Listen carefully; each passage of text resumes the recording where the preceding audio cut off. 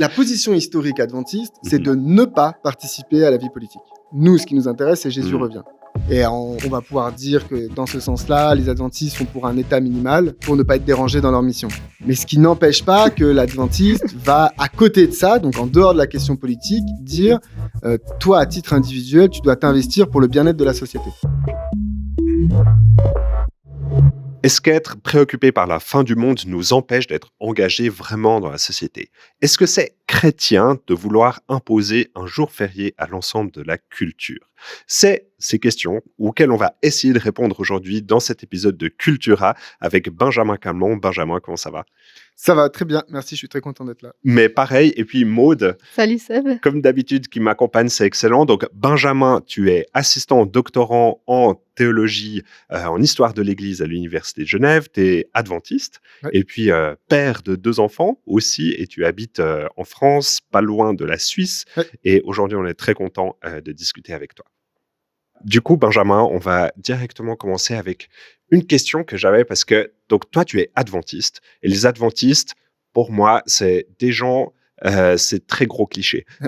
Donc, qui mangent sainement, qui parlent de l'Apocalypse, un prêche sur 2 les samedis soirs.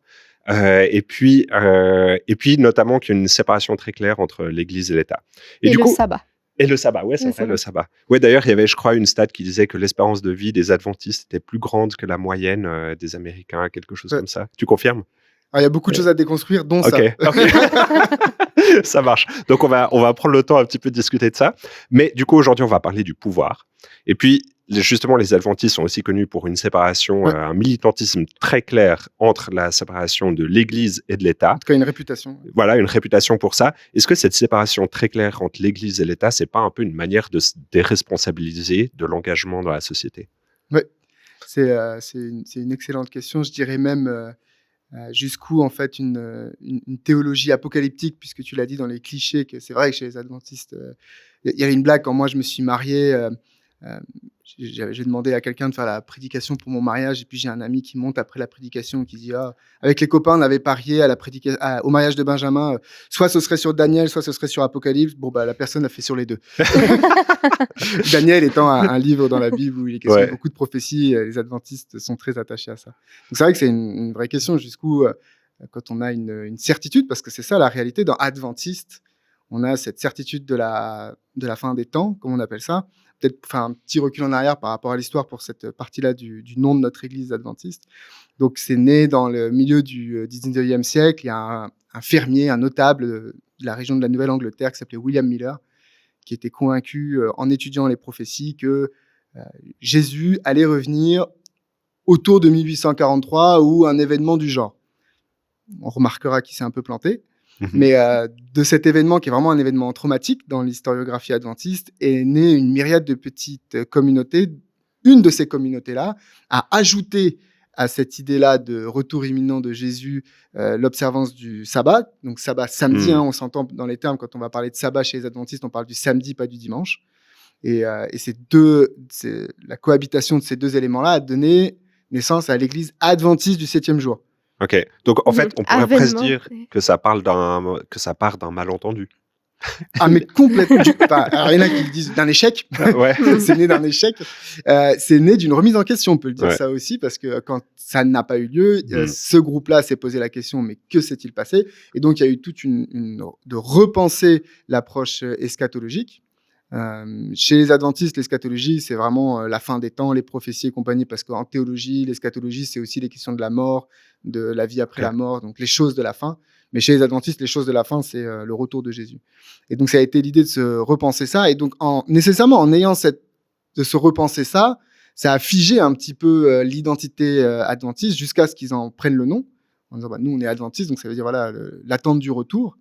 Et du 7e jour, pour ce côté-là, c'est non seulement on attend le retour de Jésus, mais en plus on garde le samedi. Donc les 2 spécificités de cette communauté-là qui s'est retrouvée dans ce nom-là. Parce que adventiste, tu peux en avoir d'autres. Hein. Mais dans cet échange, on va parler de l'église que moi je connais, dont je suis membre. Et du coup, cette question de la séparation de pouvoir-église, ça apparaît dès le départ, dès le 19e siècle avec ce monsieur Miller. Alors, c'est pas apparu avec William Miller. Le mouvement de William Miller, qu'on appelle le réveil millerite, que l'historiographie a accepté aujourd'hui d'appeler ça le réveil millérite. Il est vraiment transconfessionnel, je ne sais pas comment on pourrait dire, parce qu'on ne va pas parler de communisme, mais c'est vraiment, ça venait de de toute cette ébullition protestante qu'on a dans le protestantisme de ce début du 19e, avec les grands réveils, justement, ce qu'on appelait les grands réveils. Et il venait de partout, et il n'y avait pas eu de volonté de créer une communauté. Donc, autant qu'il y a de dénominations qui ont participé à ce réveil-là, autant il y avait de positions, on va dire, sur les questions politiques. Ils n'étaient pas tous raccords sur ce sujet-là. C'est les adventistes du 7e jour qui, eux, vont vraiment devoir se créer en communauté, qui vont en fait très vite, dans leur approche eschatologique, dans leur interprétation des prophéties, commencer à identifier très clairement que lorsque l'État et la religion se mettent ensemble, ça fait des problèmes. Et ce qui est intéressant, c'est qu'ils vont prendre l'histoire à témoin pour ça. Donc, le grand exemple, c'est forcément le christianisme du Moyen-Âge. J'aime pas dire le catholicisme du Moyen-Âge, mais le christianisme du Moyen-Âge, de Constantin jusqu'à la Révolution française, de dire qu'à ce moment-là, il y avait une porosité, une forme de confusion entre les deux sphères du pouvoir. Et du coup, ça a créé des problèmes. Genre les croisades, ce genre de choses, etc. Oui, puis même, tu ne pouvais pas être un citoyen si tu n'étais pas de telle ou telle religion. Ouais. Et d'ailleurs, cet état de fait, on va le retrouver même dans le protestantisme. Et ça aussi, les adventistes vont dire, bah, c'est pas que limité à la question du catholicisme, mais la Suisse connaît ça très bien. Les anabaptistes, malheureusement, connaissent ça très, très bien, que à partir du moment où on va lier l'identité religieuse à l'identité nationale, bah, on va créer forcément de la persécution. Parce que celui qui va refuser l'identité religieuse pour ses convictions personnelles, bah, il est forcément un problème pour la société. Mais même jusqu'à récemment, on va trouver ces problèmes-là. Par exemple, l'Irlande, les questions d'indépendance en Irlande, c'était une question catholico-protestante. Et c'est les protestants qui ont massacré, entre guillemets, des catholiques à ce moment-là. Donc, dans le monde entier jusqu'à aujourd'hui, et en dehors du christianisme, ça se retrouve aussi. Par exemple, en Inde, de dire est-ce qu'on peut être indien sans être hindou ? Et on voit ce qui se passe en Inde en ce moment avec le Premier ministre là-bas. Narendra Modi, Modi, et du coup, en fait, c'est un schéma que les adventistes ont identifié dans l'histoire. On voit que dans l'histoire, quand il y a cette association-là, ça fait des problèmes. Et alors, la particularité, c'est d'avoir dit, bah, ce schéma, on le retrouve dans un texte de l'Apocalypse. Mais vas-y, Maud. Non, je juste demandais si c'est juste à cause des problèmes que ça cause au niveau de la persécution, ou est-ce qu'il y avait quand même une idée de fond de dire, en fait, il faut séparer parce que ce sont des entités qui sont appelées à être séparées, ou est-ce que c'est vraiment la persécution, ou le fait qu'il y a persécution parce qu'il y a alliage des deux, ou alliance entre les deux, qu'on va se battre contre? En fait, je pense que s'il n'y avait pas eu dans l'histoire de mauvais exemples, peut-être qu'ils n'en seraient pas arrivés à cette conclusion-là. Mais c'est de fait que quasiment systématiquement, à chaque fois qu'il y a eu association des deux, il y a eu problématique.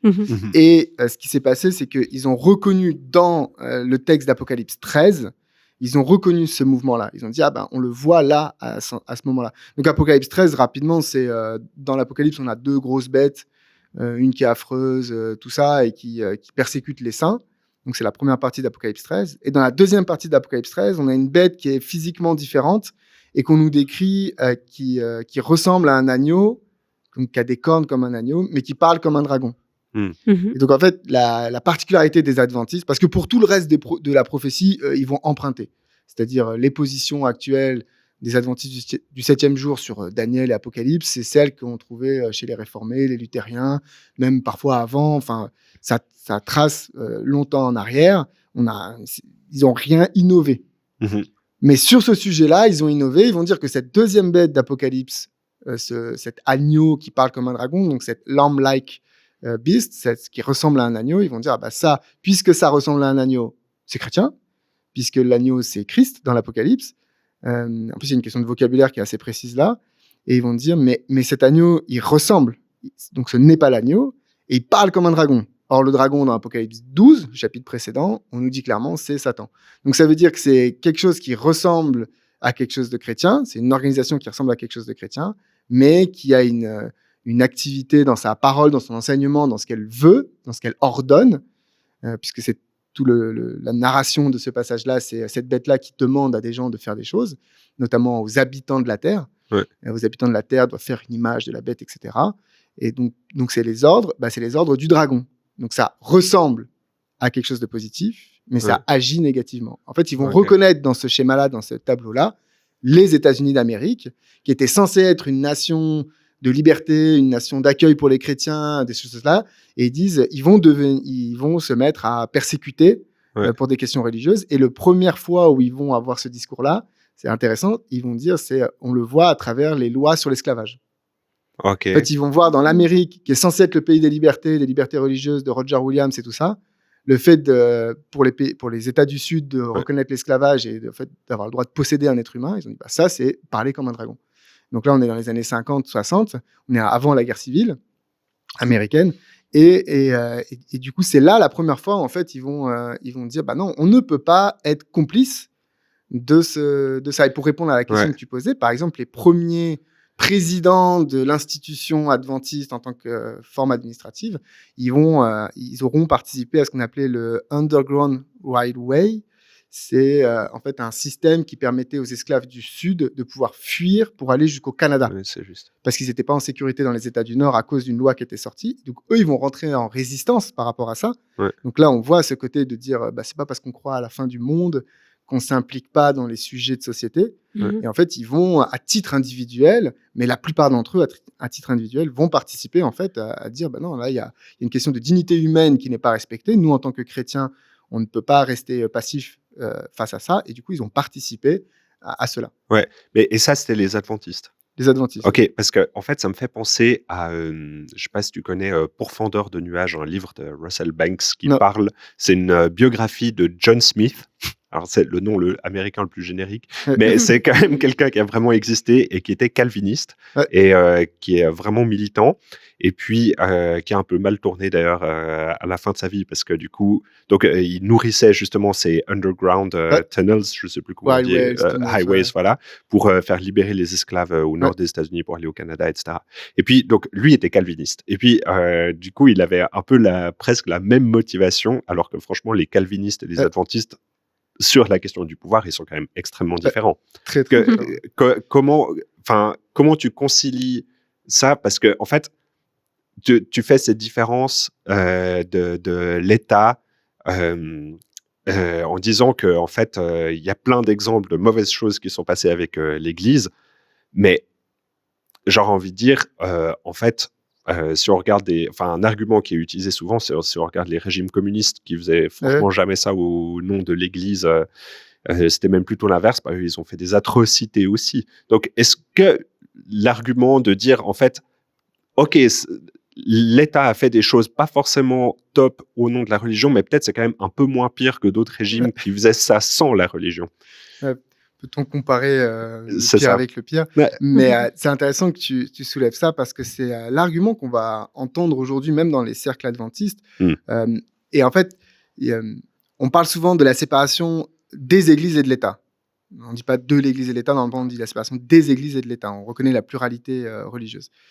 Et on va avoir plein de protestants en fait qui vont dire nous on est pour, typiquement les calvinistes, on est pour la séparation des églises et de l'État, mais on n'est pas pour la séparation du christianisme et de l'État. Ok, alors là, il faut m'expliquer. Voilà. L'idée, en fait, c'est que quand on dit séparation des églises, on parle des institutions. Et typiquement, pour un protestant, on va sous-entendre Rome, le Vatican. Ça, cette grosse institution-là, qui, dans sa théologie, a une forme de confusion entre l'État, le gouvernement et l'Église. En fait, la société, c'est l'Église. Il n'y a pas de distinction entre les deux. Et c'est les protestants qui vont venir. Donc, c'est Luther avec sa notion, il appelait ça les deux royaumes. Et Calvin, lui, il appelle ça les deux régimes. Et c'est eux qui vont commencer à dire, en fait, il y a deux sphères. Il y a la sphère d'activité du gouvernement et la sphère d'activité de Dieu, de l'esprit, du croyant et donc de l'Église. Et ces deux sphères qui ne sont pas en opposition, donc ils peuvent collaborer, mais qui ont chacun leurs prérogatives. Alors, sur certains cas, il y a un petit overlap. Sur ces cas-là, il faut discuter, mais elles ont chacun leurs prérogatives. Elles sont séparées. Donc, en cela, il y a séparation de l'Église et de l'État. Parce que l'Église, en tant qu'institution, ne dit pas à l'État ce qu'il doit faire, et l'État, en tant que gouvernement, ne dit pas à l'Église ce qu'elle doit faire. Par contre, dans la pensée de Calvin, par exemple, l'État doit protéger l'Église. Donc, il ne lui dicte pas son activité, typiquement, il ne dicte pas la doctrine, il ne dit pas à l'Église ce qu'elle doit croire ou ce qu'elle doit Mhm. enseigner, mais il doit la protéger, il doit garantir à ce que cette Église, elle puisse fonctionner, parce que c'est en fait, elle, la garante de la morale de la société qui permet à l'État d'exister. Donc en fait, il y a une collaboration à ce sens-là, et c'est typiquement le cas de Servette. Donc à Genève, Michel Servette qui se fait brûler à l'époque où Calvin est en vie. Calvin participe clairement en disant c'est un hérétique, il est un danger pour la société à cause de ses idées antitrinitaires, à cause du fait qu'il vient subvertir en fait le christianisme. Il est un danger pour la société. Donc l'État a le devoir de tuer les hérétiques. Donc on voit que même avec une séparation des églises, il n'y a pas nécessairement donc ils appellent ça la distinction. On fait la distinction entre les deux sphères, mais pas la séparation. Ouais. Ce qui, à cette même époque, ne va pas du tout être la position, par exemple, de la réforme anabaptiste, qui, elle, va dire non, ça n'a rien à voir. Et même tout ce qui est gouvernement civil, donc chez les anabaptistes un peu radicaux, le gouvernement civil est une invention du diable, de Satan. C'est très mauvais. Et tous ces trucs-là, en fait, c'est mauvais parce que c'est pas dans la volonté de Dieu. Et dans l'idéal divin, ce n'est pas comme ça que ça fonctionnera. Ouais. Et donc, chacun a ses textes bibliques pour s'affronter là-dessus. Et donc, tu peux séparer l'Église de l'État sans séparer la religion, le christianisme et de l'État. Et c'est typiquement ce que tu vois aujourd'hui aux États-Unis. C'est l'argument que tu as aujourd'hui. Mais du coup, quand même, sur la question des États qui n'ont pas de religion et qui ont fait peut-être des choses pires, tu arrives à répondre là-dessus? Mais justement, on va te dire, il faut... on doit enlever l'institution, mais on doit garder la religion parce qu'elle est le garant d'une bonne société. Donc, pour revenir au communisme, du coup, le communisme, non, c'est un mauvais modèle parce qu'il y a eu séparation d'avec la religion. Ouais. L'État, d'office, rejette la religion. Alors, les adventistes vont, dans leur théorie, vont pas être d'accord avec ça, disons, si on regarde la position historique, mais un adventiste américain étant américain de principe, il va être quand même d'accord dans le fond en disant le communisme est dangereux. Mais parce qu'ils vont voir dans le communisme une forme de positionnement religieux.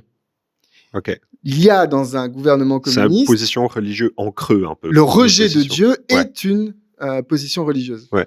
Donc, ce contre quoi vont lutter les adventistes, c'est que l'État prenne position. Les adventistes vont refuser à l'État de prendre position. Il y a une anecdote sympa par rapport à ça, c'est que dans les années 1880, aux États-Unis, il y a un sénateur poussé par des mouvements nationalistes chrétiens, un sénateur qui s'appelle Blair, qui va vouloir imposer le dimanche comme jour férié national. D'accord ? Donc forcément, les adventistes, ils se sentent directement attaqués dans leur chair. Comment ça, le dimanche ? Non, le samedi, c'est la vérité. Impossible que ce soit le dimanche. Et pour ceux qui ont déjà vécu ou visité les États-Unis, aller au magasin le dimanche, c'est normal. Il n'y a pas de raison, c'est un jour comme un autre. Et du coup, pour eux, c'était impensable. Et du coup, ils ont lutté contre ça. Et ce sénateur Blair, il a dit « Ah, mais vous, les adventistes, en fait, vous avez un problème parce que ça va vous poser des soucis avec le samedi. » Parce que c'était l'argument en disant « Mais si vous nous obligez à fermer le dimanche et que nous, on s'oblige nous-mêmes à fermer le samedi, moi, j'ai que 5 jours, en tant qu'entreprise, j'ai que 5 jours ouverts, alors que mon concurrent, là, le calviniste, il en a 6. Donc, c'est assez injuste. Ouais. Et alors, du coup, il dit « Ah, mais vous, alors, on peut faire une clause pour les adventistes. On fait une clause pour dire, vous, puisque vous avez le sabbat, c'est comme si vous aviez le dimanche, donc on vous autorise, vous, à travailler le dimanche et à ne pas travailler le samedi pour équilibrer. » Les adventistes ont répondu non. Ils ont dit, on veut pas. On veut pas une clause spéciale. On veut pas que la loi nous arrange. Okay. Nous, ce qu'on veut, c'est que l'État n'entre pas en matière religieuse. Donc, c'est ça, en fait, une séparation pleine. Là, c'est une séparation stricte. Jusqu'au bout. Même toi, aujourd'hui, tu plaiderais pas pour un jour férié tout court. Alors, ou une position adventiste serait de se dire, mais en fait, il n'y a pas... Ce n'est pas à l'État de déterminer la sacralité d'un jour. Maintenant qu'il faille à l'être humain un jour de repos, les adventistes seraient capables de défendre ça, puisque justement, ça rentre dans notre théologie du sabbat. De dire, non, justement, travailler 7 jours sur 7, c'est une aberration. Mais ce contre quoi on va se battre, c'est de dire que ce jour-là, pourquoi ce jour-là ? C'est purement une histoire de tradition. C'est une tradition construite dans le temps, que ce soit le dimanche. Une tradition qui remonte au IVe siècle, à Constantin. Mais... chacun devrait pouvoir choisir son jour de repos. Mais pour revenir sur le communiste, lui, il prend position en rejetant le Dieu de base, c'est-à-dire en disant, il prend une position militante contre Dieu, donc il s'arroge le droit de définir ce qui est spirituel de ce qui ne l'est pas. Donc l'adventiste va lutter contre ça aussi. C'est une position un peu compliquée, c'est une position très radicale, cette position-là qui est rare, que tu croises rarement dans la réalité parce qu'il y a un côté pragmatique. Mais c'est un peu ça la position radicale, de dire ce n'est pas à l'État d'interférer sur les questions de religion. Mais en même temps, pour parler du christianisme, tu vois, enfin là, on choisit vraiment un jour en particulier. Du coup, il y a quelque chose de symbolique, etc. Peut-être on peut débattre. Mais je ne sais pas si on prend quelque chose d'un peu plus concret en politique, qui est en lien avec la dignité humaine. Je ne sais pas, par exemple, plus de redistribution de richesses. Ouais. Une loi qui demande je ne sais pas, tant d'impositions en plus sur les plus riches pour que les plus pauvres puissent s'en sortir, etc. Ça, on peut clairement trouver une justification chrétienne là derrière, enfin, de question de la charité, etc. Est-ce que les adventistes, ils seraient aussi contre un genre d'imposition plus importante sur les plus riches pour favoriser les plus faibles, si c'est justifié d'un point de vue théologique? Est-ce qu'ils seraient contre ça? Dans le monde ou américain? La réponse n'est pas la même. Tu évoques un sujet qui est un vrai problème dans les débats sur la liberté religieuse. Parce que à quel point une position personnelle est nécessairement religieuse. Si tu lis les évangiles, l'exemple que tu as sorti est parfaitement ça. Si tu lis les évangiles, les questions sociales sont très présentes dans les évangiles. Jésus a souci du pauvre, a souci du faible, de la santé, les questions de santé. Et du coup, est-ce que si tu veux plus de redistribution de richesse, tu imposes une croyance religieuse ou pas? Et donc ça, c'est une vraie question. Au niveau de l'individu, c'est un problème. Au niveau de l'État, tu la règles en disant, est-ce que c'est de la prérogative de l'État de légiférer sur ces questions-là? Donc, est-ce que c'est de la prérogative de l'État de déterminer quel est le meilleur jour de repos? L'Adventiste dit non. Parce qu'en fait, ce qui compte, c'est qu'il y ait un jour de repos. Tout comme ce qui compte, c'est qu'entre 2 jours, tu aies du repos. Ça s'appelle la nuit. Tu as le droit à ton sommeil, sinon tu es un mauvais ouvrier. Sur la semaine, tu as le droit à un jour de repos. Sur l'année, tu as le droit à des semaines de vacances. Les Américains n'ont pas encore compris ça. Et sur ta vie, il y a une période où tu travailles, une période où tu ne travailles pas. Ça s'appelle la retraite. Tu vois, l'idée générale, ça, l'État peut gouverner là-dessus. L'Adventiste va dire l'État peut gouverner là-dessus. Parce que là, on est sur l'économie. Et c'est du rôle de l'État de gérer l'économie. Par contre, de dire que c'est cette semaine-là de vacances que tu dois prendre, parce que ça s'appelle la Pâque, parce que c'est ce jour-là que tu dois prendre, parce que ça s'appelle le dimanche, etc., ça, l'Adventiste va dire non, parce que là, on va spécifier la période sur des questions religieuses. Mais quand tu dis oui ou non, si je reprends cet exemple de la redistribution de richesse, là, j'ai l'impression que tu dis oui ou non de manière très détachée. Mais est-ce que l'Adventiste pourrait encourager ou décourager ce genre de prise de décision, tu vois? Alors, oui et non. Dans la position historique adventiste, c'est de ne pas participer à la vie politique. Pour des raisons eschatologiques. Nous, ce qui nous intéresse, c'est Jésus revient. Et on va pouvoir dire que dans ce sens-là, les adventistes sont pour un état minimal pour ne pas être dérangés dans leur mission. Mais en attendant... Mais ce qui n'empêche pas que l'adventiste va, à côté de ça, donc en dehors de la question politique, dire toi, à titre individuel, tu dois t'investir pour le bien-être de la société. Et voilà, si on veut décliner des statistiques sur l'Église adventiste, c'est 10 000 écoles dans le monde. Pour combien d'adventistes au total? Alors, les adventistes, aujourd'hui, on est à peu près à 23 millions de personnes. Et ces 23 millions, donc, pour être enregistrés sur les registres d'Église, il faut avoir fait une profession de foi, baptême par immersion, et avoir été... Il y a un vote de l'Assemblée, parce que ça reste quand même un corps administratif, donc c'est comme une association, quoi. Il faut voter pour que tu aies le droit de rentrer. Tu intègres ce qu'on appelle l'Église visible, tu intègres un corps qui t'accepte. Tu en deviens membre. Voilà, et on devient membre. Enfin, vous avez ce statut de membre aussi pour les associations. On est inscrit sur les registres, on est membre. Donc les 23 millions dont je parle, c'est la liste des membres qui remonte de strate en strate. Et du coup, on a des statistiques qui sont publiques, qu'on peut trouver, et on est à 23 millions. Ce qui veut dire que si on compte les adventistes dans une vision un peu plus large, en disant, par exemple, ça compte pas les enfants, parce que chez nous, on se baptise rarement avant 12 ans. Ça peut à partir de 7 ans, mais c'est quand même mal vu. Enfin, c'est assez rare, ça dépend des régions. Et puis, donc tous ces jeunes-là, ils ne sont pas comptabilisés dans ces 23 millions. Il y a des gens qui se sont fait dégager des registres d'église pour tout un tas de raisons, mais qui eux-mêmes se sentent encore théologiquement adventistes. Il y a des gens qui fréquentent les églises, mais qui ne sont pas encore passés partout, parce que ça peut prendre du temps, toutes ces étapes. Donc voilà, 23 millions, c'est un chiffre assez clair, juste, parce qu'il y a des gens qui sont inscrits sur ces listes qui ne le sont plus adventistes, mais sont compensés par ceux qui n'y sont pas inscrits, pourtant qu'ils le sont. Donc, on est à 23 millions. On est à peu près à 10 000 écoles, hein, si je ne dis pas de bêtises, et je parle d'écoles primaires, on a une centaine d'universités dans le monde. On considère qu'il y a à peu près 2 millions d'élèves qui fréquentent une école adventiste, quel que soit le niveau. On est sur 2000 institutions de santé.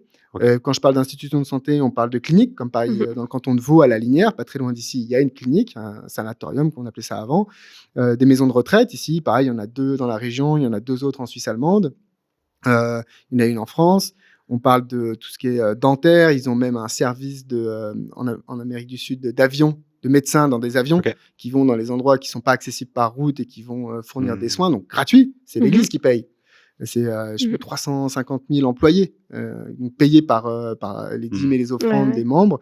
Donc, c'est une grosse organisation. Il y a une agence humanitaire qui s'appelle ADRA, qui a pour spécificité d'être sur le... Elle n'est pas une agence humanitaire d'intervention, mais de reconstruction après les problèmes, après les crises. Donc, par exemple, quand il y a eu le grand tremblement de terre en Haïti, là, il y a une bonne dizaine d'années, plus même, un bon moment. Tout le monde est allé et a pendant 2 semaines travaillé à fond. ADRA est venu après et ils y sont encore. Bon, Haïti, c'est un cas particulier, mais voilà, ils viennent pour ce côté de relief, en anglais, de reconstruction.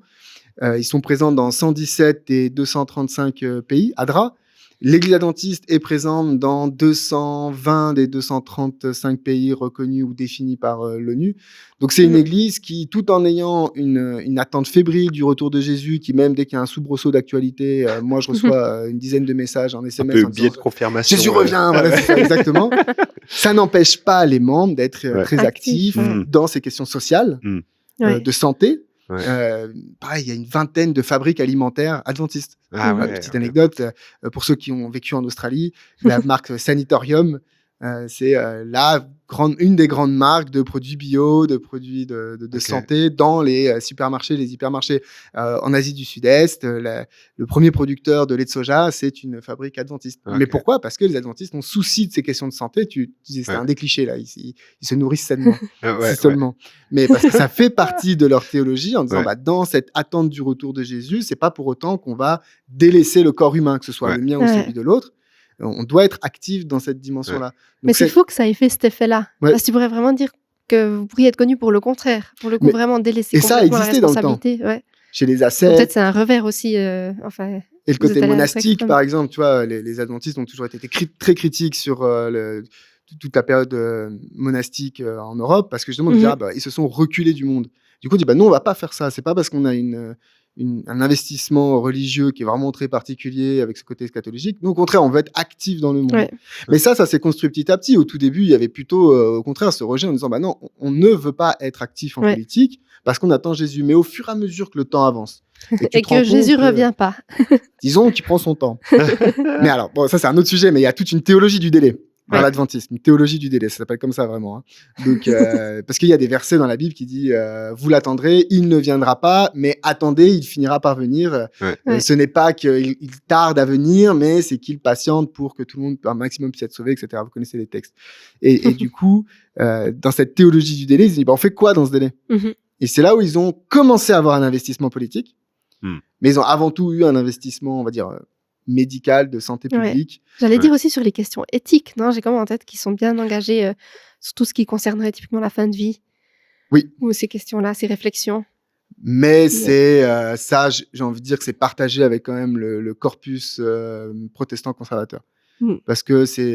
et je pense même que c'est plutôt le catholicisme américain qui a amené ces sujets sur le devant de la scène pour en faire des sujets politiques. Ce qui n'était pas le cas au début du siècle. Du siècle dernier, c'était vraiment parce qu'il y a un petit peu ce côté-là, c'est on ne fait pas confiance à l'État puisqu'on a peur qu'ils finissent par nous persécuter. Donc, on va créer des structures dans lesquelles on demande à l'État de nous laisser la liberté de vivre nos croyances religieuses. Donc, on ne va pas venir imposer à l'État une croyance. Par exemple, on ne va pas dire à l'État « je veux que tu me libères mon samedi ». On va dire à l'État, t'occupe pas du jour férié. Chacun fait son jour férié. Par contre, nous, on va mettre en place des structures dans lesquelles on peut facilement travailler le dimanche et ne pas travailler le samedi. Hey, merci d'écouter cet épisode. Et si ce projet existe, c'est grâce à des personnes qui ont choisi de financer d'une manière ou d'une autre ce projet. Tu peux le faire à travers simplement un virement bancaire et toutes les informations sont sur notre site, ou alors à travers une plateforme de financement participatif qui s'appelle Tipeee, où tu peux choisir simplement le montant que tu souhaites donner par mois. Sur cette plateforme, on cherche aussi à créer une communauté en ligne et où on se pose simplement des questions. Il y a aussi une partie de contenu exclusif en lien avec Cultura, donc on t'invite fortement à rejoindre cette communauté. Et si tu n'es pas encore abonné, tu sais ce qu'il te reste à faire. Merci beaucoup et retour à l'épisode. Et du coup, en gros, ce que tu dis, c'est que pour les adventistes, l'État devrait simplement laisser les personnes de n'importe quelle religion faire ce qu'elles veulent dans le sens de la charité, d'ouvrir des écoles, etc., ouvrir des hôpitaux. Pour toi, il y a une responsabilité individuelle qui revient aux croyants adventistes et pas forcément à l'État. C'est bien ça que tu dis ? Surtout sur les questions religieuses et dans l'autre sens, Ouais. Les adventistes ont été capables dans l'histoire de, je sais pas, on pourrait appeler ça faire de l'influence, tu vois. Et il y a un exemple qui est très intéressant là-dessus, c'est la question de la prohibition. Okay. Quand on dit prohibition, on a cette image d'Al Capone et tout ça. En fait, les adventistes ont beaucoup milité pour la prohibition. Il y a une anecdote, c'est que donc comme je disais, les premiers adventistes étaient apolitiques. Et ils disaient même il faut pas voter parce qu'on va voter pour un infidèle. Il va aller à la tête de l'État, il va faire n'importe quoi. Et du coup, dans leur revue, parce qu'ils avaient, les adventistes ont été très actifs dans la publication de littérature, dans les périodiques, c'est la grande époque de la presse. Et du coup, ils ont beaucoup publié. Et puis, ils publiaient des appels à ne pas voter. Et du coup, on raconte que ce qu'on appelle les intempérants, donc c'est-à-dire ceux qui étaient pour la consommation d'alcool et tout ça, venaient dans les bureaux de ce périodique-là en disant oui, continuez à faire ce travail, c'est très bien parce que les gens qui sont d'accord avec vous et qui vous écoutent finiront par pas voter, donc nous on sera élus et on pourra faire ce qu'on veut. Du coup, ils se sont dit peut-être faudrait faire l'inverse en fait, faudrait inciter les gens à voter pour des gens qui défendent nos causes. Donc il y a un côté pragmatique, c'est-à-dire il y a une position radicale qui elle est théologique. Ouais. De dire non, l'État, c'est un danger, il est à risque sur les questions religieuses. Il est à risque, c'est un danger, il finira par nous persécuter, c'est ce que la prophétie dit. À partir du moment où on associe les deux, ça finit toujours mal, c'est ce que l'histoire nous dit. Maintenant, on est en Amérique, on est dans un pays libre, on est dans ce qu'il y a de mieux qui se fait aujourd'hui. C'est vrai qu'il faut essayer de prendre du recul. Si on compare l'Amérique et l'Europe, on n'est pas sur des modèles. À cette époque-là, en Europe, on a Napoléon III et toutes les guerres qui vont avec. Donc, l'Europe est en train de se construire démocratiquement et c'est pas encore fait, alors qu'aux États-Unis, ça fait bien un siècle qu'ils sont en train de tourner autour des questions de démocratie et de république. Donc, ils disent non, on a un bon pays, donc il faut en profiter. On peut avoir de l'influence sur les questions sociales. Donc, ça fonctionne aussi dans ce sens-là. Et ils vont pousser, par exemple, quand il va y avoir la prohibition, ils vont faire la fête quand il y aura le 18e amendement qui va interdire la consommation, la production et la vente d'alcool aux États-Unis. Qui va mener à tout ce qu'on connaît derrière. C'est pas un peu hypocrite quand même, franchement, de dire en fait on va supporter les lois. Enfin, toi t'appelles ça pragmatique, ouais. Mais c'est pas genre on va supporter les lois soutenir les lois qui nous arrangent et puis les autres on est contre. Alors je comprends qu'on le voit comme ça. La question éthique qui se pose derrière, c'est une question de balance d'intérêt. À partir du moment où c'est religieux, c'est non négociable. C'était. À partir du moment où ça touche quelque chose dont, si les adventistes n'étaient pas là, l'État devrait quand même le gérer. Ouais. Si la religion n'était pas là, l'État devrait quand même le gérer. Tu vois, s'il n'y avait pas de religion, imaginons un monde où la religion n'existe pas, Dieu n'était même pas une évidence, on ne se serait jamais posé la question de mettre le dimanche comme jour férié. Ça aurait pu tomber sur le mercredi, sur le jeudi, voire sur pas de jours. Est-ce qu'il y aurait eu 7 jours dans la semaine ? Enfin voilà. Donc cette question ne serait pas posée comme ça. Elle se pose comme ça uniquement parce qu'il y a la religion. Ouais. Donc les adventistes vont dire là-dessus, l'État touche pas. Par contre, sur savoir est-ce qu'il est bien ou pas bien de consommer de l'alcool, est-ce qu'il est bien ou pas bien de promouvoir l'alcool, est-ce qu'il est bien ou pas bien de favoriser les drogues, là les adventistes vont dire ça c'est pas une question religieuse à la base, même si ta conviction personnelle va être influencée sur les questions religieuses. Ouais, c'est l'exemple de l'alcool, mais c'est l'exemple que tu donnais aussi sur la redistribution des richesses, sur toutes ces choses-là. On va dire, c'est de la prérogative de l'État intrinsèquement, naturellement, c'est sa prérogative. Et là, on va s'autoriser à faire de l'influence. Le problème qu'il va y avoir dans le temps et dans l'espace, chez les adventistes, c'est de passer entre un corps externe à l'État et au gouvernement qui influence celui-ci à l'État lui-même. Devenir l'État, prendre le contrôle de l'État. C'est-à-dire que l'État devienne chrétien, l'État devienne adventiste. Ça existe. Il y a au Jamaïque, le Premier ministre est un adventiste. Il y a des mouvements de résistance dans l'histoire, dans les années 70, 80, dans le décolonialisme africain, où des colonels ont été des adventistes. Les Karen... en Asie du Sud-Est, je ne me souviens plus du pays, mais il y a un général qui est très connu, qui a eu beaucoup de succès militaire, qui était un adventiste. Il y en a même qui ont mal tourné et qui étaient plutôt... quand il y a eu le massacre au Rwanda. Ouais, le génocide de 94. Ouais, Ouais. bah, il y a un adventiste qui a été condamné pour crime contre l'humanité. Ah ouais. Parce qu'il y a eu à un moment donné, on a passé le Rubicon, on a passé cette frontière en disant c'est une différence d'influencer la société, donc l'État, et de devenir l'État. Mais du coup, eux, ils n'étaient pas fidèles à la théologie adventiste, si on veut.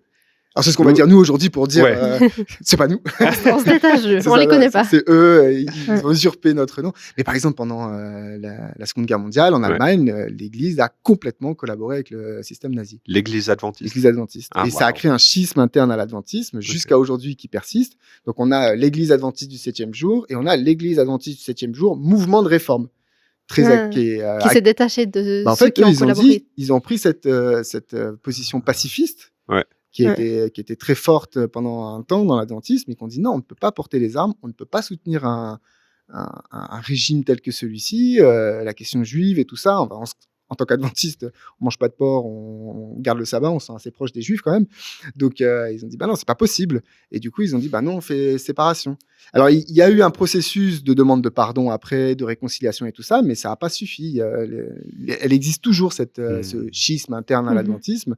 Il existe toujours. Et c'est une tâche dans l'histoire de l'adventisme, une vraie tâche dans l'histoire européenne adventiste, de dire attends, ils ont collaboré avec le pire des... Bon, tous les églises ont collaboré, on s'entend. Oui, c'est pas propre aux adventistes. Voilà, il n'y a pas des Dietrich Bonhoeffer partout. Mais voilà, nous, on aurait pu vouloir dire qu'à cause de notre position radicale, on aurait pu justement en être exempt. Si je dis pas de bêtises, les témoins de Jéhovah, par exemple, ont été beaucoup plus cohérents sur leur propre position, puisqu'ils n'ont pas collaboré, ils ont fini dans les camps.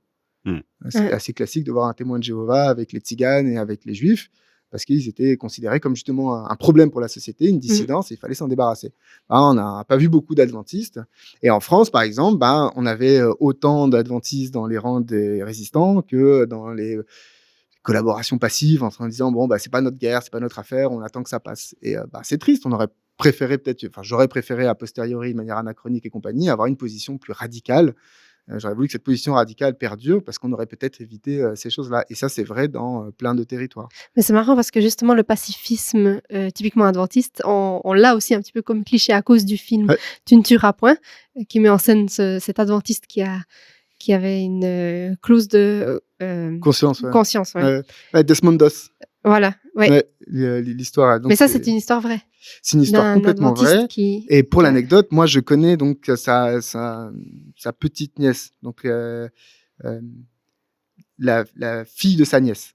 Okay. Et ce qui est super intéressant, c'est que si je dis pas de bêtises, elle vient du Texas ou un truc comme ça. Okay. Et donc, elle était en France quand le film est sorti en France, et elle avait participé donc c'est une adventiste, elle avait participé à l'avant-première qui avait eu lieu dans un cinéma pas très loin de là où on était à cette époque-là.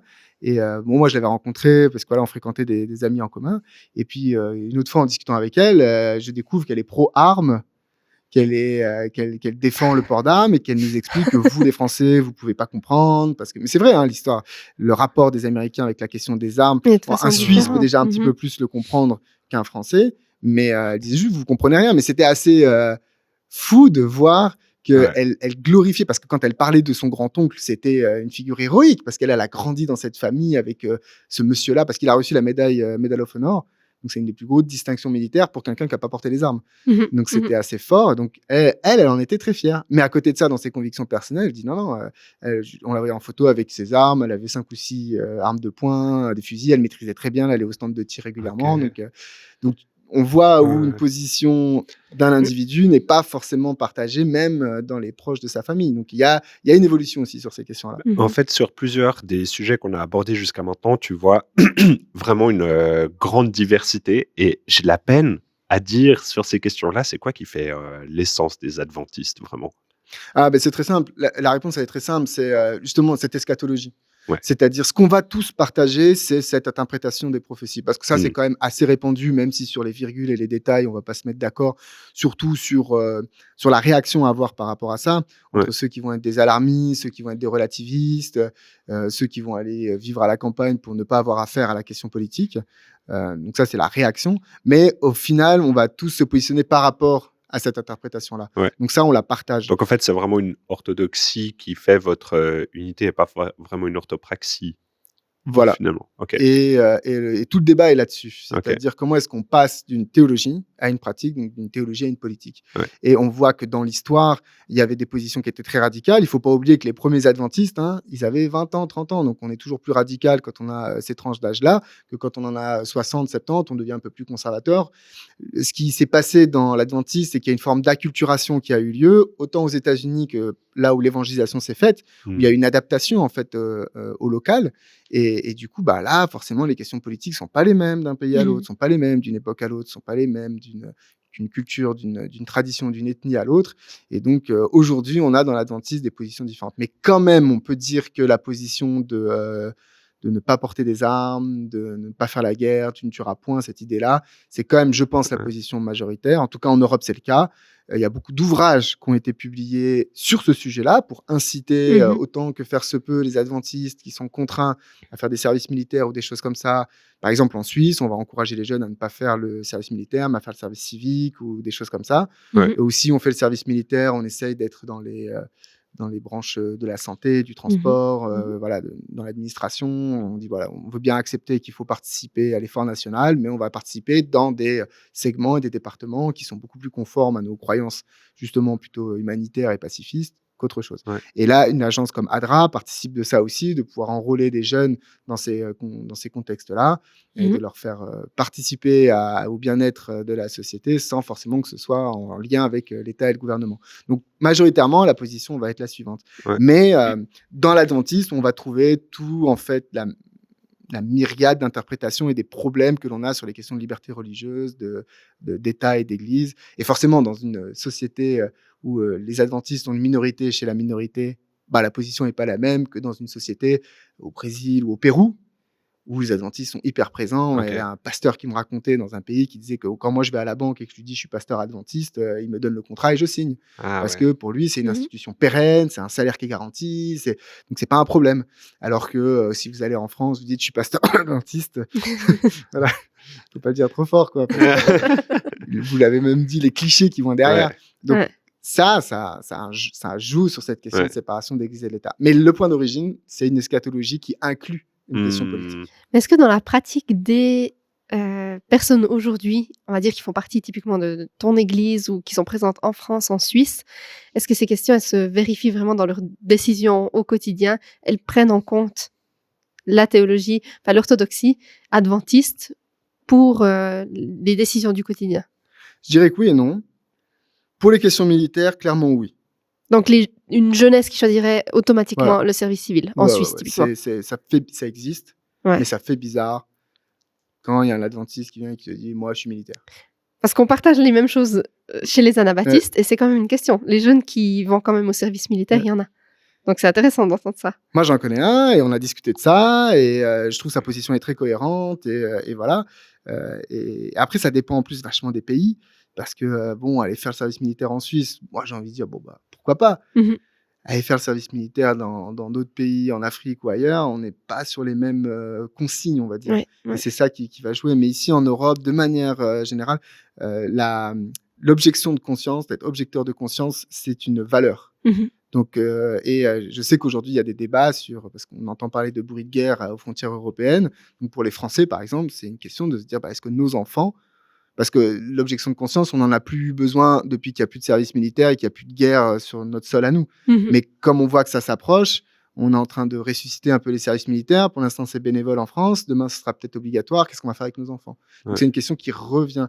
Et on le prend sous l'angle de comment est-ce qu'on va réactiver l'objection de conscience ? Comment est-ce qu'on va pouvoir créer des circuits pour que nos jeunes puissent faire leur objection de conscience dans des circuits adventistes, où il n'y a pas besoin de porter des armes ? Donc, en Europe, oui. Sur d'autres questions, par exemple sur la question du rapprochement avec la politique, c'est plus compliqué. J'ai vu des fédérations, on appelle ça, donc des ensembles d'églises, pendant des élections en France, se prononcer pour ou contre un parti.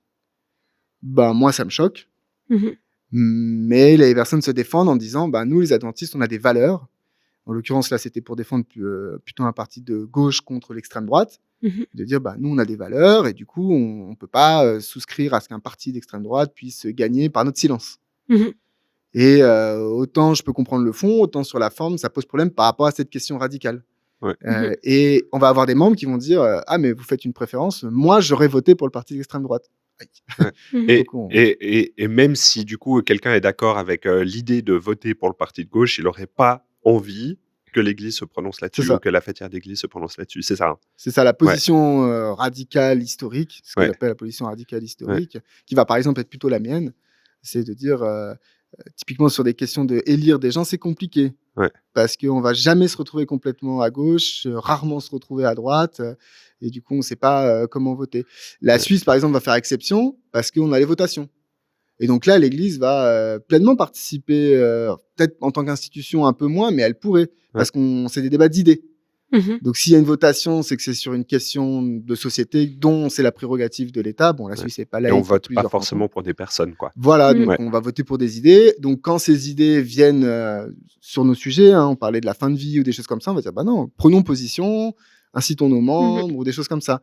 Parce qu'on est en train d'essayer d'influencer la société, mais pas de prendre le contrôle du pouvoir. Alors que quand on vote pour des gens, on prend le contrôle du gouvernement. On n'est plus que sur des idées, là. Et voilà, on n'est plus sur des idées. Alors en Suisse, il y a une répartition du pouvoir qui est un peu différente que dans d'autres pays, donc c'est peut-être un peu moins grave, mais quand même, ça va être choquant de voir un adventiste sur des listes, même pour les élections fédérales. Alors que de voir la Linière, je pense qu'ils ne l'ont pas fait, mais si la Linière demain se prononçait sur des questions de santé, on trouverait ça normal. C'est pas un problème.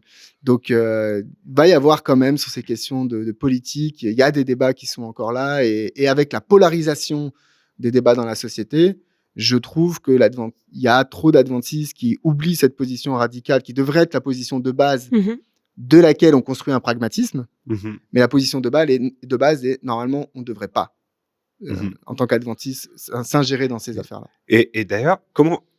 En fait, là, il y a vraiment le refus du pouvoir dans plusieurs choses de ce que tu dis, mais à l'interne, comment est-ce que vous organisez ? Parce que refuser le pouvoir, ça se comprend, mais en même temps, il y a besoin d'une organisation pragmatique de certaines choses. Tu parles d'organisation fêtière des adventistes, etc. Il y a peut-être une théologie qui va paraître plus orthodoxe qu'une autre, mais à ce moment-là, il faut quand même qu'il y ait une notion de hiérarchie qui s'impose, etc. Comment est-ce que vous vous organisez à l'interne ? Alors ça, c'est une excellente question. Et il y a à l'interne, mais il y a aussi à l'externe. C'est-à-dire que, je ne sais plus si vous l'avez dit au début, mais voilà, quand on dit adventiste, on pense secte. L'adventiste est une secte. Non, on ne l'a pas dit au début. Vous l'avez pensé très fort. Non. Mais, c'est vrai, j'avoue. En fait, mais c'est parce que c'est pas faux si on prend la définition objective de la secte, c'est-à-dire un groupe qui va être dissident de la forme religieuse, qui va avoir une tendance à, justement, à partir du moment où on dit on est dans le refus du politique, on glisse vite dans le refus de la société.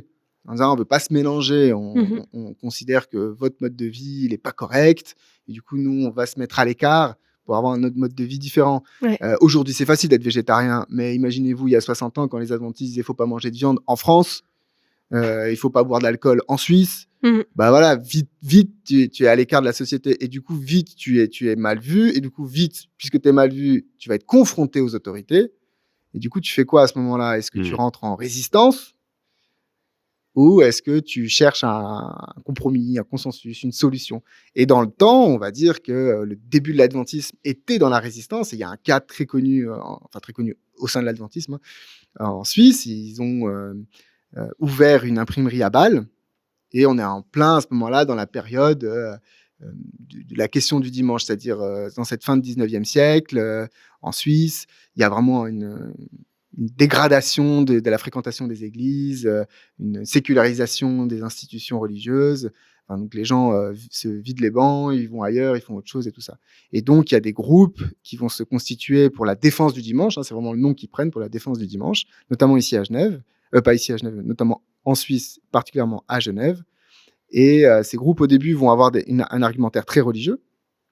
Puis après, ils vont dire « Ah, ça marche pas l'argumentaire religieux. » Donc, on va prendre un argumentaire philanthropique. Et donc, c'est Valérie Lation qui a écrit une thèse là-dessus qui est super intéressante. Donc, ils vont dire, bah voilà, ils font un jour de repos, c'est bon pour la santé, ce seront des meilleurs ouvriers, ce seront des meilleurs citoyens, ce seront des meilleurs pères de famille, parce que quand ils sont fatigués, ils vont dans le bar, ils vont boire, c'est pas bien, ils tapent leur femme. Donc, un jour de repos, c'est tout ça à la fois. C'est pas prouvé scientifiquement, mais c'est l'argument qui est mis en valeur. Et du coup, on va mettre en place une loi sur la fin du 19e pour interdire le travail du dimanche dans ce qu'on appelle à l'époque les fabriques.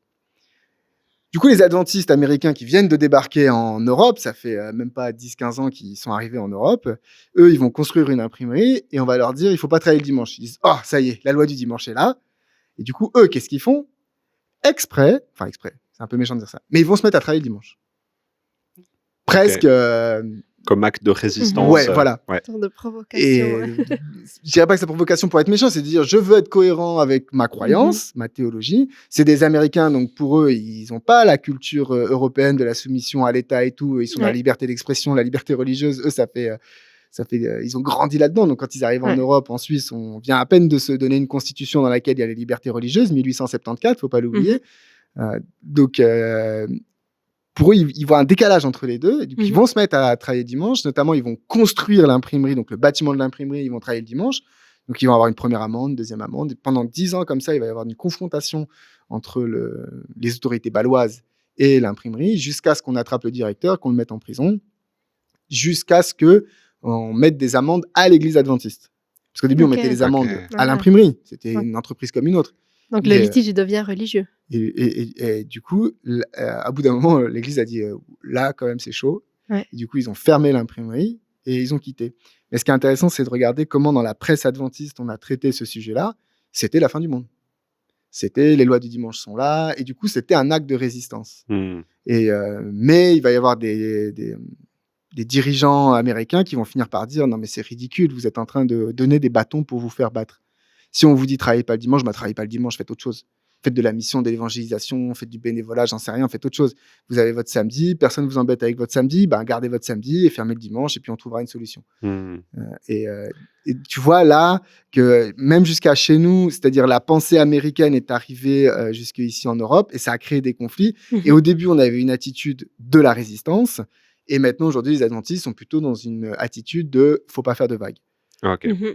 Mais du coup, quand même, par rapport à l'organisation à l'interne des églises. À l'interne, moi, je vais dire un truc peut-être un peu choquant, mais il faut bien prendre en compte que dans la Bible, il n'y a pas de liberté religieuse.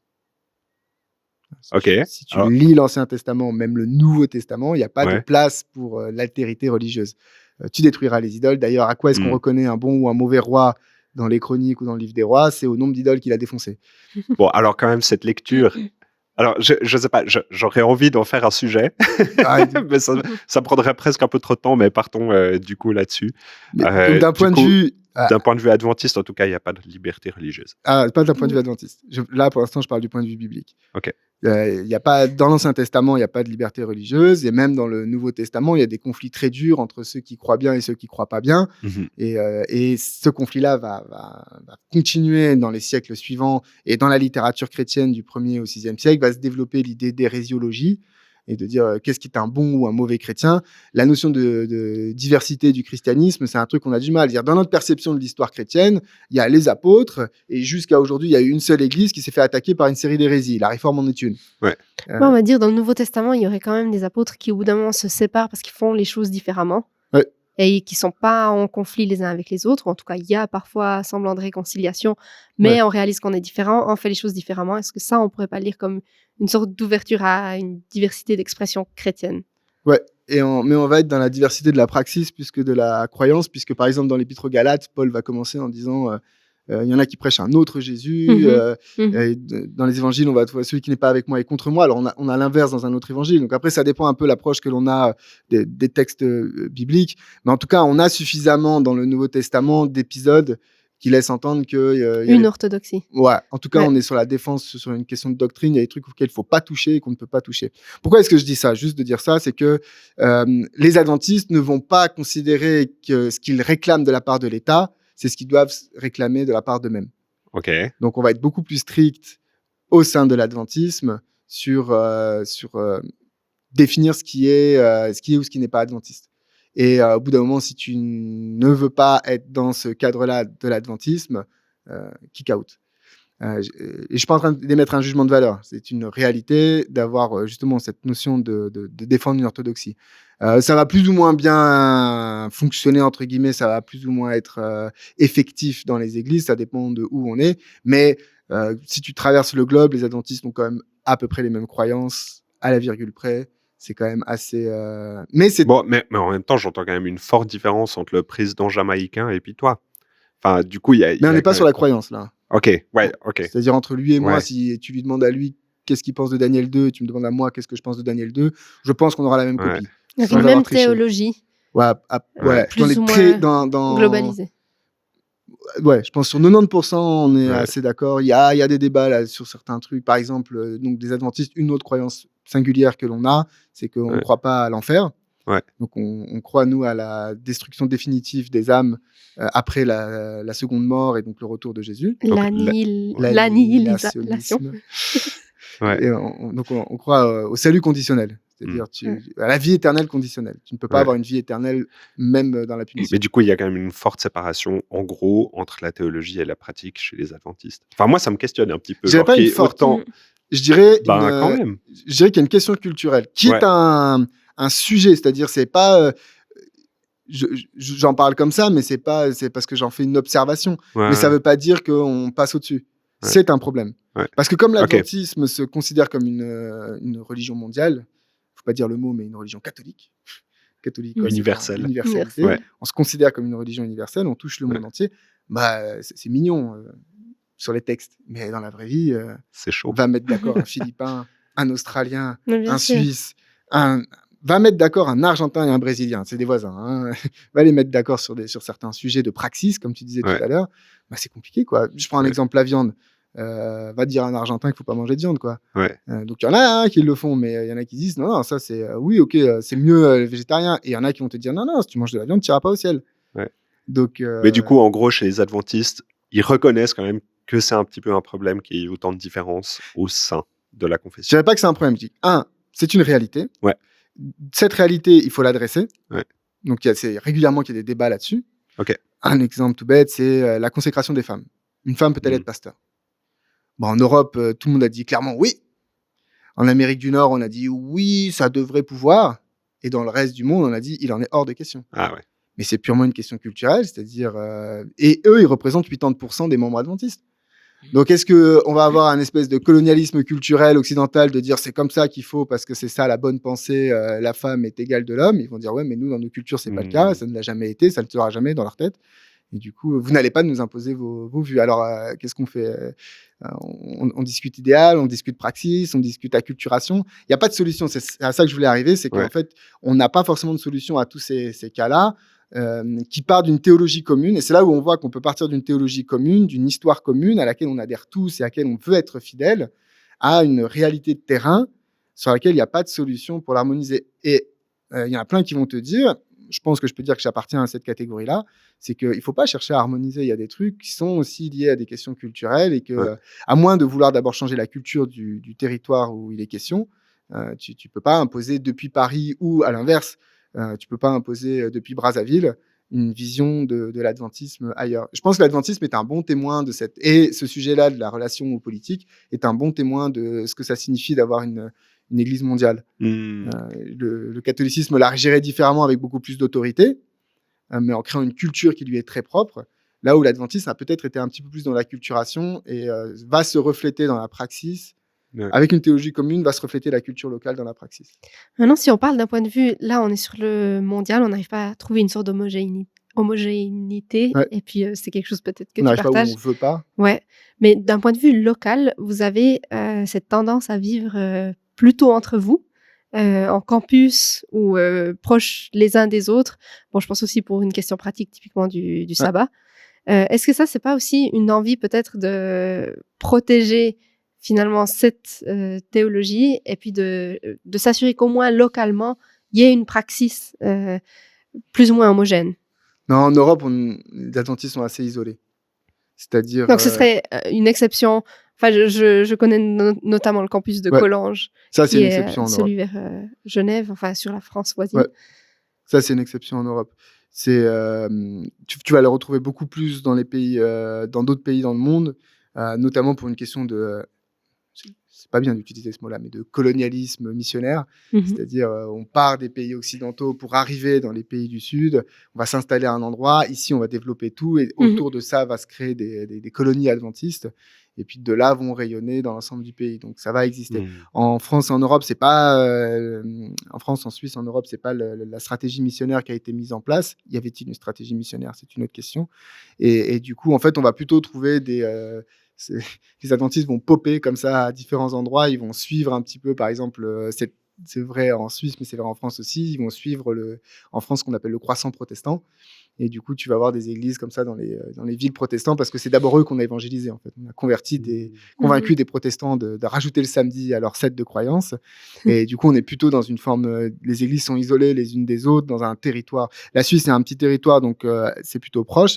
Mais dans la France, la Belgique, qui a aussi un petit territoire, mais dans lequel il y a beaucoup moins d'adventistes, bah, en fait, ça va plutôt être ce côté d'isolement. Mais je pense que pour aller dans ton sens, l'isolement va aussi favoriser cette espèce d'entre-soi, de se dire, bah, on va vite se retrouver seul face aux autres, et du coup d'aller rechercher un peu une forme de réconfort spirituel auprès de ses frères et sœurs qui ont la même croyance que nous, et ça permet d'alimenter. Mais je pense quand même que, en tout cas pour ce qui est même de l'Europe, du monde entier, grâce à son orientation sociale sur les sujets de santé, sur les sujets d'éducation, sur les sujets de droits de l'homme, avec la question de la liberté religieuse.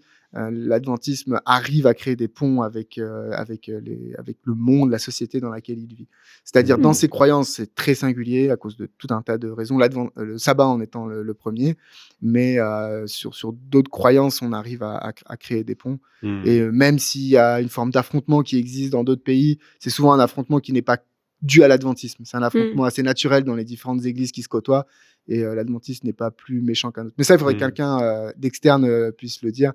Mais ouais, je pense que la norme est plutôt l'isolement en termes des églises. Cet isolement participe probablement à une forme de je sais pas comment on pourrait appeler ça, mais d'homogénéité doctrinale. Mais je pense quand même qu'il y a une porosité aujourd'hui entre l'adventisme et la société, quoi. Hyper intéressant.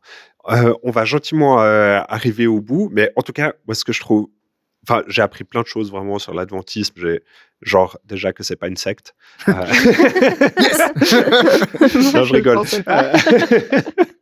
Non, je m'en doutais un petit peu quand même. Mais non, mais en tout cas que... effectivement, il y a une théologie qui est finalement assez fraîche, de 150 ans, 200 ans à peu près. À l'échelle du christianisme, c'est les 10 derniers pourcents du temps. Et puis, justement, qu'il y a une nouvelle interprétation sur quelques éléments de l'Apocalypse. Il y a plusieurs éléments qui donnent forme aussi à la pratique des adventistes aujourd'hui. Et puis qu'en fait, ils sont répartis partout dans le monde. Ça, je trouve aussi hyper intéressant. Tu dis que 80% en fait sont en dehors de ce qu'on appelle l'Occident. Donc, se dire que c'est une confession chrétienne, en tout cas, très répandue. J'ai appris plein de choses, mais moi, je suis quand même curieux maintenant. Et je pose soit la question à toi, Benjamin, soit à toi, Maud. Comment est-ce que cette discussion, notamment en lien avec le pouvoir, nous permet de connaître pour mieux aimer? Ouais. Pour moi, ce que ça doit amener, et je pense que c'est ce que c'est censé amener dans l'adventisme, c'est l'altérité religieuse, c'est-à-dire accepter l'altérité religieuse. L'autre a le droit de croire ce qu'il veut et il n'y a personne, surtout pas une autorité civile, qui doit imposer une croyance. Et ça, c'est dans la théologie adventiste, dans sa tradition, de laisser à l'autre le droit de croire ce qu'il veut. Et je pense que ça, c'est censé favoriser l'échange, le dialogue, le partage. Chez l'adventiste, ça s'est jamais traduit par un œcuménisme parce qu'ils ont toujours été allergiques à l'œcuménisme. Mais justement, pour ces raisons-là, ils ont peur qu'un œcuménisme devienne un œcuménisme d'État, avec une espèce de religion unique. Et justement, le premier qui va avoir une croyance un peu dissidente va se faire matraquer. Et du coup, ils sont pour que chacun ait le droit de créer sa religion, et que du coup, un individu, il ait accès à un espèce de libre marché de la croyance. Donc, chez les adventistes, c'est ça qu'on croit. T'es pas content, va à côté. Mais c'est pas parce que t'es à côté que tu es méchant, que tu es mauvais. Il y a une anecdote par rapport à ça. En adventiste du 7e jour, c'est assez dur à porter en France, enfin, en français. Quand on dit je suis adventiste du 7e jour, déjà, on nous regarde. C'est quoi ça? Plus facile de dire je suis chrétien. Et quand il y a eu la question de choisir le nom, ils ont dit quel nom on va se choisir, et donc ils ont sorti plein de noms, et quelqu'un a dit ah non, on va s'appeler l'Église chrétienne. Il y en a un qui s'est levé qui a dit non, parce que si on s'appelle l'Église chrétienne, on sous-entend que nous sommes les représentants du christianisme, ce qui n'est pas vrai. Choisissons plutôt un nom qui représente notre spécificité. Ce qui sous-entend, c'est que nous, c'est notre spécificité, vous avez peut-être la vôtre, et on va rentrer en dialogue. Donc je pense que cette position radicale de non-alignement politique et de refus du politique devrait nous amener à mieux accepter l'altérité religieuse. Excellent. Toi, Maud, qu'est-ce que ça t'amène? Là, pour le coup, je trouve qu'à chaque fois on dit on cherche à connaître pour mieux aimer. J'ai l'impression qu'on a beaucoup connu aujourd'hui. Enfin, j'ai appris plein de choses, des faits sur l'adventisme, sur aussi une théologie bien spécifique. Benjamin, on se connaît, on s'est côtoyé pendant quelques années. C'était aussi des heures de discussion où j'en avais déjà un peu appris. Je pense que ce qui sort de cette discussion pour moi, c'est un peu ce que tu dis. Déjà de connaître d'autres expressions de la foi chrétienne, du christianisme, qui m'aident à moi me positionner à côté d'autres, avec des voisins, avec des sensibilités aussi différentes, et puis me dire, en fait, un peu ce que tu disais, il y a d'autres chrétiens autour de nous. Et puis, finalement, cette question de la séparation de l'État et de l'Église, qui est aussi une question qui finalement me tient à cœur, et que je réfléchis parfois pas jusqu'au bout. Ça aide d'avoir un vis-à-vis qui a réfléchi ces questions et qui me provoque dans mon positionnement, surtout dans une période où on doit réfléchir à ces questions, en fait. À quel point je suis liée à l'État, à ce qui se fait, comment je me positionne en tant qu'individu, mais finalement au niveau aussi de communauté, de nation, au niveau mondial aussi. Ouais. Donc voilà, merci beaucoup pour ce Excellent. que tu as amené, ce que tu nous as appris. Je crois que ça nous permet de mieux aimer l'adventisme, mais aussi mieux aimer les autres chrétiens. Aimez-nous. Ouais, merci beaucoup. Moi, je crois rapidement, en tout cas, ce qui m'interpelle et ce que je trouve super, c'est cette focalisation finalement sur la réjouissance du retour du Christ. Je l'entends en tout cas comme une réjouissance et qui motive à être actif concrètement dans un acte de justice sociale. Et je dis ça aussi en vrai, un petit peu en contraste à ce que je peux entendre du milieu évangélique des fois, qui est très, évidemment, c'est vraiment pas la majorité, mais c'est une partie qui est relativement bruyante, qui pousse vers un genre d'eschatologisme presque utilitaire pour le retour du Christ, etc., mais qui se détache par contre beaucoup d'une question de justice sociale et d'engagement autour de nous. C'est vraiment un thème, on pourrait en faire un épisode en entier là-dessus. Mais en tout cas, évidemment, il y a des différences théologiques, je pense aussi d'un point de vue eschatologique, entre les évangéliques que j'évoque là et puis les adventistes. Je ne suis pas du tout en train de dire que vous êtes les mêmes. Mais en tout cas, juste cette lecture qu'on peut avoir un engagement très fort dans la cité, au sens large, tout en ayant un regard vers le retour du Christ très fort aussi. Et ça, je trouve en fait assez encourageant finalement. En tout cas, merci pour cette discussion. Merci Maud, merci Benjamin d'avoir été avec nous jusqu'à maintenant. On arrive à la fin de l'épisode. C'était Cultura. On cherche à connaître pour mieux aimer. Si tu as suivi l'épisode jusqu'à maintenant, merci beaucoup. N'hésite pas à lâcher un like, à t'abonner et à partager autour de toi. Allez, à bientôt pour un nouvel épisode.